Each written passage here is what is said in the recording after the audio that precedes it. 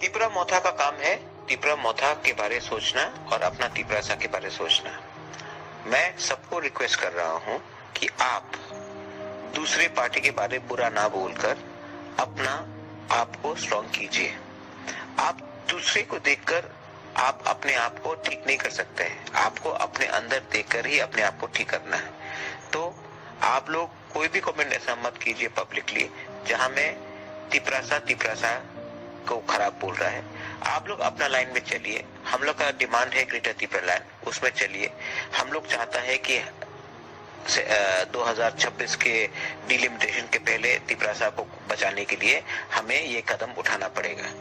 आप दूसरा पार्टी क्या कर रहा है, कोई क्या कर रहा है, सीट का क्या हो रहा है, वो आप मेरे ऊपर छोड़िए। तिपरासा को और तिपरा मोथा को अपना लाइन पकड़ के चलना है, ना कि किसी और का लाइन पकड़ के किसी और के बारे गलत बुरा कहना है। बेलाई बेलाई नो हम बाय। धन्यवाद। Be ready, we are going to win the ADC.